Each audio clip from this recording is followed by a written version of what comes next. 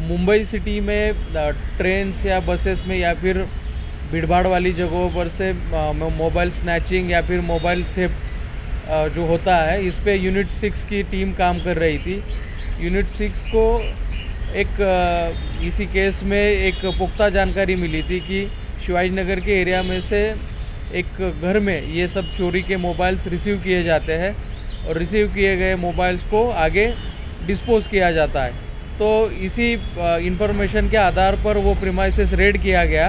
Red में 248 smartphones recover किए गए और इसमें 4 लोगों को अब तक गिरफ्तार किया जा चुका है। और इसमें इन्वेस्टिगेशन में ये चीज़ सामने आई है कि जो भी चोरी के मोबाइल लिए जाते थे वो बांग्लादेश और नेपाल में बेचे जाते थे। यहाँ से वो मोबाइल्स ट्रेन के ज़रिए मालदा तक भेजे जाते थे और वहाँ से कुछ लोग कुरियर का काम करते हैं, उनके द्वारा नेपाल और बांग्लादेश में भेजे जाते थे। सर, अभी तक इस पूरे मामले में कुछ कोडवर्ड सामने आए हैं और इसी तरह से कुछ अलग स्टोरियाँ जो है गैंग वो भी इनको सप्लाई करती थी, ये देखने के सामने आया। कैसे देखिए? इन्वेस्टिगेशन में ये अभी पता चला है कि ये जो गैंग पकड़ी है उसके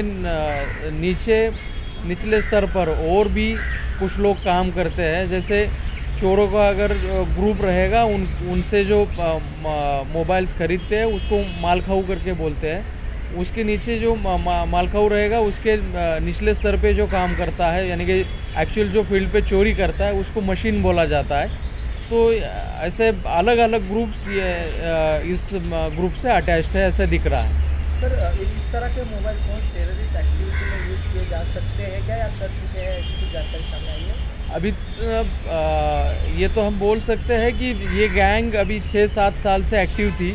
हर महीने में तकरीबन 500 मोबाइल इनके द्वारा रिसीव किए जाते थे। ये सभी मोबाइल्स आगे बेचे जाते थे। तो वो जितने भी मोबाइल फ़ोन्स हैं उनके IMEI नंबर्स हम प्राप्त कर रहे हैं और उसके बाद ये नंबर्स कहाँ पे है और इसका यूज़ कौन कर रहा है, इसके बारे में भी इन्वेस्टिगेशन किया जाएगा। सर, लास्ट क्वेश्चन, बांग्लादेश और नेपाल ये कंट्री चुनने का कारण क्या है? बांग्लादेश और नेपाल के सेलफोन्स एक ही फ्रीक्वेंसी पे काम करते हैं, तो इसमें चोरी के मोबाइल डिस्पोज़ करने में कोई टेक्निकल डिफ़िकल्टी नहीं आती। ना तो आपको IMEI नंबर बदलना है, ना तो iCloud से कुछ छेड़छाड़ करनी है। सीधे यहाँ से चोरी किया हुआ मोबाइल आप उधर बेच सकते हो और इसमें मार्जिन जो था सेल करने वाले को तकरीबन 50% के आसपास का मार्जिन उनको मिलता था।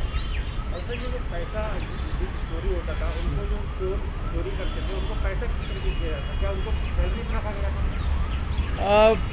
ये जो है जो मेन है गैंग का, उसको तो मोबाइल बेचने के बाद ही उधर से हवाला के ज़रिए पैसे आते थे और बाकी जो चोरी करके आते थे तो उनसे उस मॉडल का करंट मार्केट रेट क्या है उस हिसाब से मशीन जिसको हम बोल रहे हैं कि जो एक्चुअल चोरी करने वाला है उस मार्केट रेट से कम, यानी कि 40% तक का उसको पैसा दिया जाता था। बीच में 10% तक का कमीशन वो जो मोबाइल्स कलेक्ट करता था, जिसको मालखाऊ बोलते हैं, उसको दिया जाता था।